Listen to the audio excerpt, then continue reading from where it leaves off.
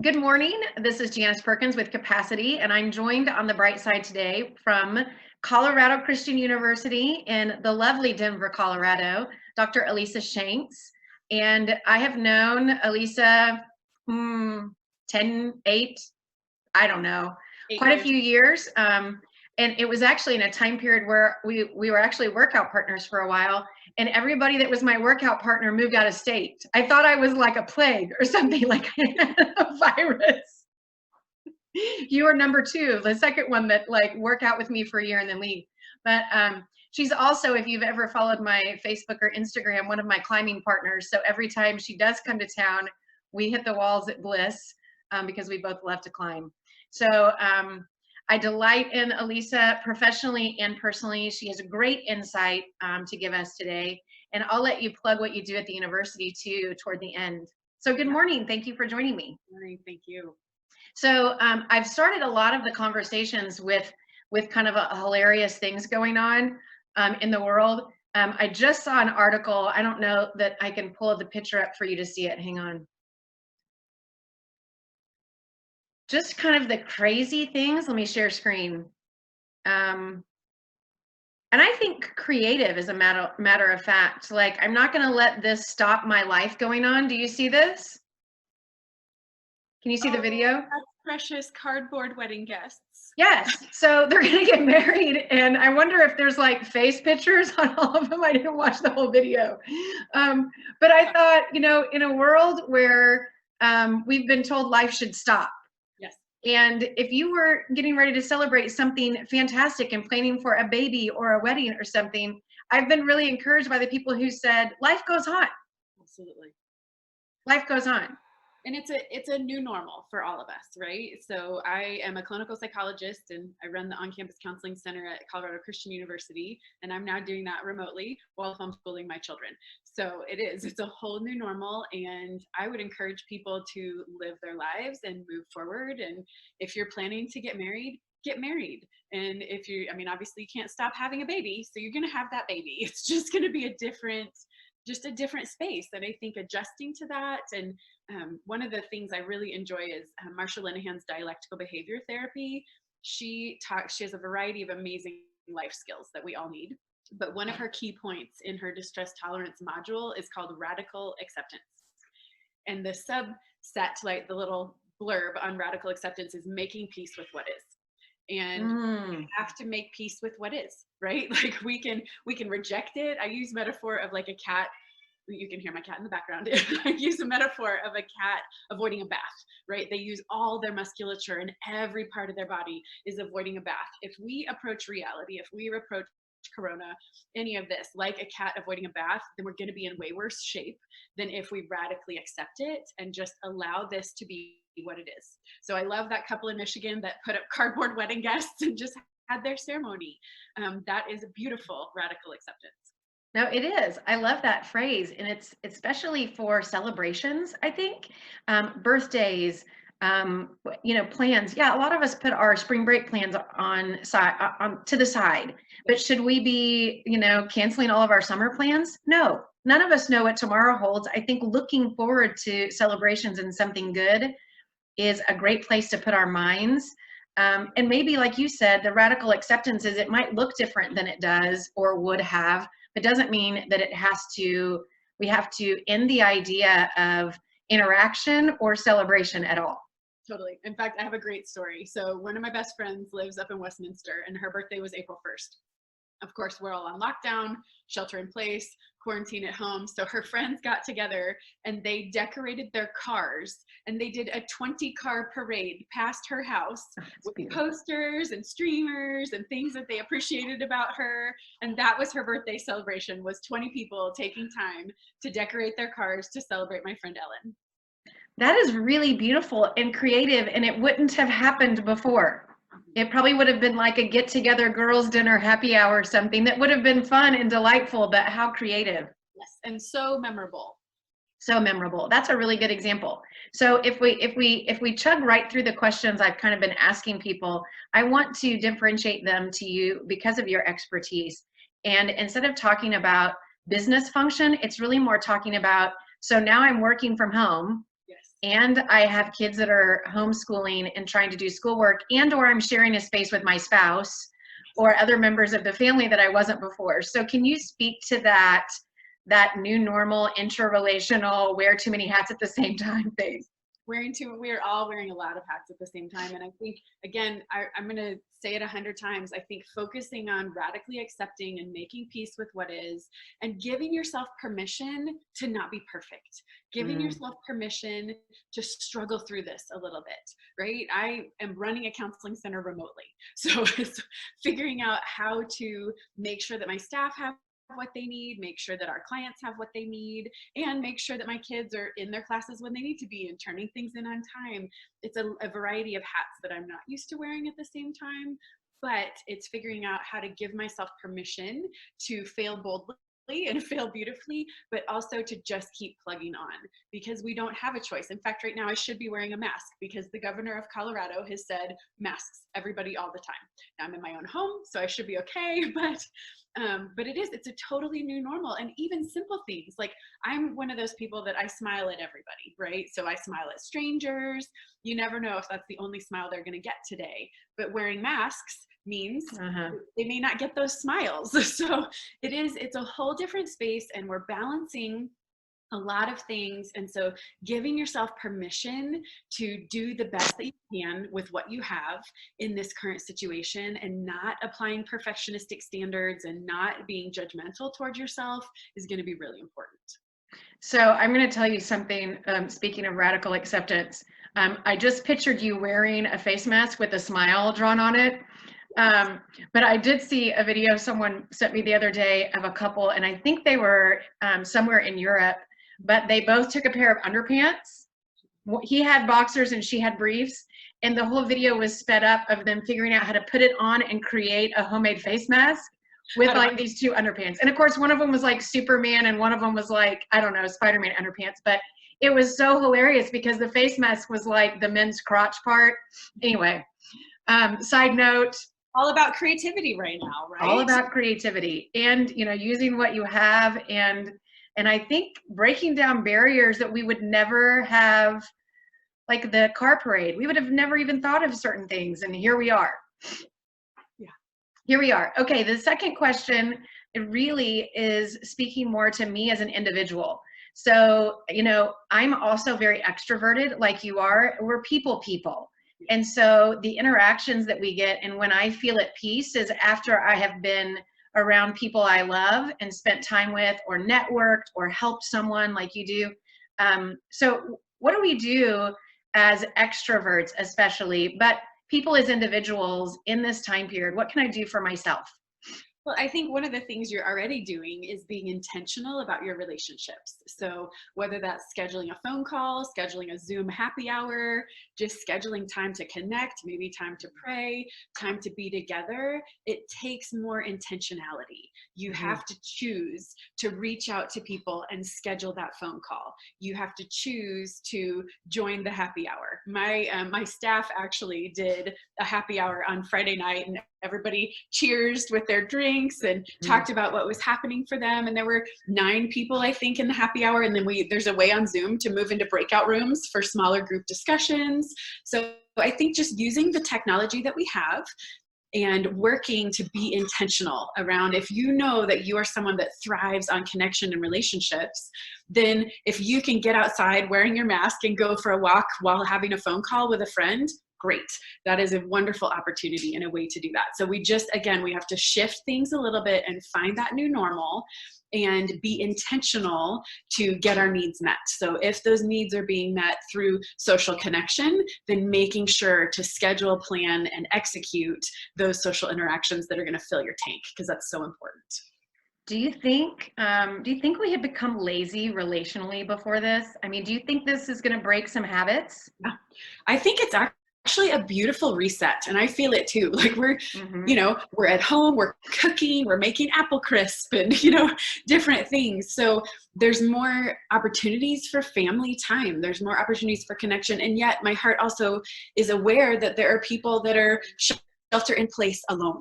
And so recognizing that, you know, I've got 5 people in my household right now. So we're full. We got 2 crazy cats, 5 people.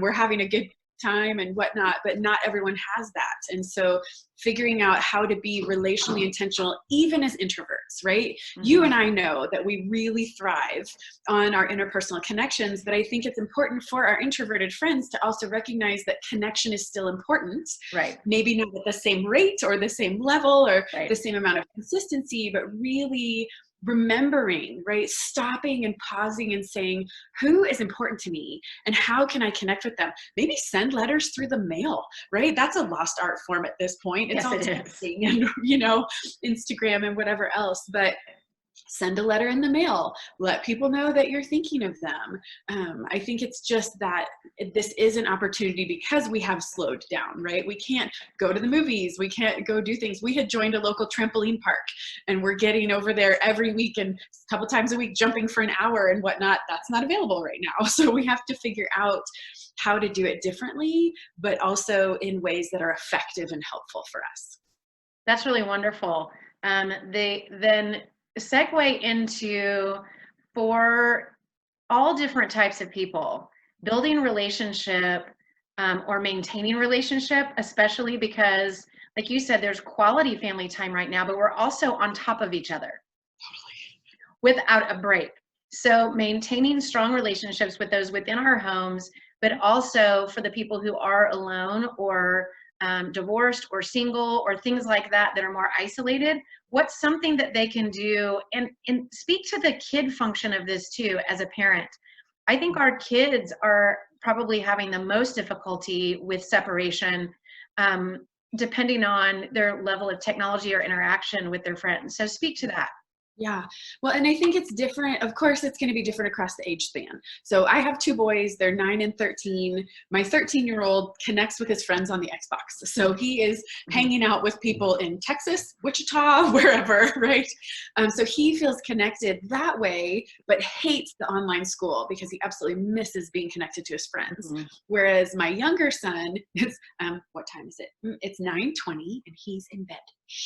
So he's thriving on this new schedule where he can do his homework where it works and get online with his friends for a little bit, but really structure in such a way that helps him. So, you know, when you have smaller children, one of my staff members has a 2-year-old, and that takes a lot of time and energy and demand. So when you're quarantined with younger children, you have to get some breaks somehow, whether that's throwing a kiddo in a stroller and going for a walk or those kinds of things. So a piece of it is age span and development. I ran into a fellow CCU employee at the grocery store, and he and his wife were like, thank God our kids are out of the house. Like, they were super grateful that they're empty nesters and they're not quarantining with children. So again, radical acceptance, we are where we are, but it's important for our children to help them. When I have a sweet cousin in Texas, and she has a super social 2-year-old, she's like, how do you explain a quarantine to a social 2-year-old? I said, get her on FaceTime. We'd be happy to chat with her, right? So figuring out how to engage in relationships, how to maintain connection when you don't have that day in, day out, and the structure and the schedule. So it's important for you and the kids to figure out what works, right? What level of structure is going to work for you? There was a great COVID schedule that somebody sent out that's around on Facebook that has like creative time and chore time and this time and that time. And I sat down with my children and they were like, no way, Mom. And I was like, what? This looks great. And then like, it's too many times, too much, right? So that was too much structure to change every hour. That wasn't going to work for our family. So figuring out what is going to work for your family and also being flexible. There's a video that I show all the time. It's 8 minutes of Wayne Cordiero. He wrote a book called Dead Leader Running. And in this little 8-minute snippet of a talk that he did at the Willow Creek Leadership Summit, he draws a picture of a tank. And he talks about what fills your tank and what drains your tank, right? So you have your inflow and your outflow. And I haven't yet done it, but I'm intending to sit down with my family and watch the little what fills your tank, what drains your tank video, and have us all talk about what are 5 things that fill your tank and 5 things that drain your tank, and help us understand each other better around, hey, when you do this, this is actually a tank drainer for me. Or when you do this. This is a tank filler for me. So I think increasing communication around like what is helpful and what is harmful, because one of the things he talks about in his video, I can use my little water bottle here. So you've got your inflow and your outflow, and then you have your water levels. And what he talks about is as your levels go down because your inflow is not keeping up with your outflow, you hit sort of depressed and anxious, then you hit a little emotional breakdown, and if you get way down here, you hit a full nervous breakdown. So we don't want that for anybody, but it's important to stop and assess, right? What does fill my tank? Who am I with? What am I doing when I feel most alive, most vibrant? And that's going to be different for all of us. But thinking about what are really the things that fill my tank and what are the things that drain my tank, and then engaging in that conversation with the people that are in your household, or if you're by yourself, really thinking about the intentionality of how do you fill your tank if you're sheltering in place in isolation, and what are intentional ways that you can do that. We can all disappear on games on our phones. We can disappear on Netflix. We got Amazon Prime Video, right? We've got lots of ways to zone out, but how do we zone in, right? How can we hone in and engage both with ourselves, with our family members, and with people who are important in our lives? No, I really love that. And I really love the fact that you're talking about letting ourselves off the hook in that too, and saying, you know, yes, we need a routine, but I'm going to be flexible. And we had a really good time outside in the yard last night because it was nice or something. And so why don't you sleep in as long as you want in the morning? You know, there's that what you need in order to function. If it fills your tank and makes your day go better for work to have more of a routine, then do that. If you're the one keeping the engine running in the household, but it's also allowing yourself to not be the most perfect employee right now, the most perfect business owner, the most perfect anything. Not that we should always think that anyway, but we should be giving ourselves a lot more grace. Absolutely. And, you know, of course, our work ethic is important. Of course, you know, getting the job done is important, but it's going to look differently right now. So one of my staff members is at home with a baby. And so she is seeing clients during nap time, and then she's writing case notes in the evening. So there's not, you know, we all have to flex around these different responsibilities. In my role, I'm still doing supervision while my kids are homeschooling. Yesterday we had to, or not yesterday, last Thursday, I was on an iPad, someone was on a computer, someone else was on a computer because my staff meeting was concurrent with their school. So like, it's just, we have to flex and figure that out. And we're blessed. We are so blessed that we have the capacity for 2 computers and an iPad and whatever. I was going to say, right. We have the opportunity to make sure that everyone's where they need to be online and in the classes and doing their responsibilities, but recognizing, you know, that this isn't a time to think outside the box, right? So, and there are, like, for people who do need therapeutic support, I'm always going to plug that. There are online options these days. So there are services that are online. Most private practice practitioners are offering online. So if you really find that you're super blue and really struggling and not sure how to make it through your days without zoning out, then I would say figure out how to get connected with a mental health professional and get the support and the help that you need. I would completely agree, especially if, you know, I talked about this the other day when I was talking in one of my Hope videos, that you might have been overwhelmed before this started. Yes. Right? You might have been hanging on by a thread, or you didn't realize you were, and this exacerbated it to the point that it was the straw that broke the camel's back. Then do something about it and reach out, family members, physicians, therapists, your pastor, whatever you need, because this is an overwhelming circumstance, depending on where you started and how full your plate was before it. Be honest about it, and it's okay to say, this is too much. No, the whole world changed over a period of weeks. Yes, that's right. Days out. Yes. Right, of what we could never have imagined. So why don't we end with you telling me what's your on the bright side or silver lining in all this? Let's see. On the bright side, silver lining, I am really enjoying being home and, you know, I've taken 2 carloads to the Goodwill. So like processing, they're still accepting donations. They may not be open, but they'll take your stuff. So for me, the bright side has been spending time connecting, with my kids, with my husband, with our friend who lives with us, really just being more relational, slowing down, getting in the kitchen more, getting some things purged out, cleaned out, ready. It's been nice just slowing down and really being able to focus on what's important. I was at Home Depot grabbing something to turn on I had to get a hook thing. I'm sure it has a new name, a real name, to turn on my sprinklers or whatever yesterday. And I was asking a dude at Home Depot what aisle it was in, and we just kind of started a conversation because I think a lot of people aren't being very conversational publicly right now. Anyway, he started talking about the fact that they've been out of paint tent. So, as far as, and I said, it doesn't surprise me. I've seen lots of people doing more yard work, but there's definitely been a run on doing smaller, whatever you can do, home improvement projects too, that they have had a run on the paint tenting. I thought that was really funny. Absolutely. Everyone's getting a new color. Everyone's getting a new color. Totally. No, I've actually been to Home Depot and Lowe's a couple times over the weekend, and it is the parking lot of those stores do not look like we're in quarantine. Let's be clear. No.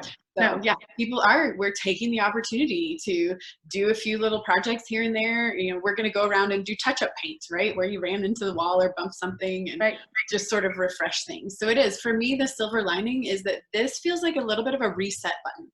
Right? So how do we reset? How do we get reconnected?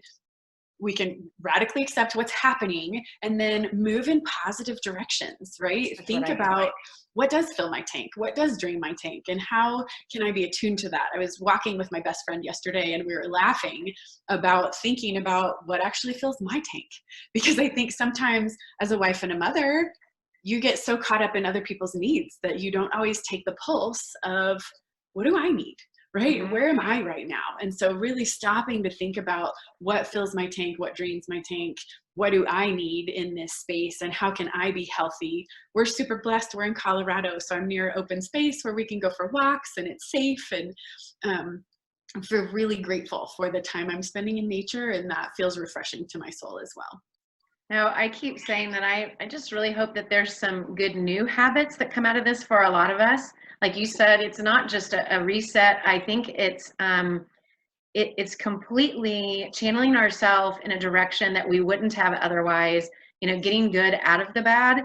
Yes. And there are some things out of this that I hope don't end. Yes. And I hopefully it's not the 6 feet away in lines, like hopefully that the tape on the floor really does disappear. Yes. I agree. Well, thank you for joining me on the bright side today, Lisa. It's great to see your beautiful face. Thank you. Wait, you should tell me a little bit more about Colorado Christian University.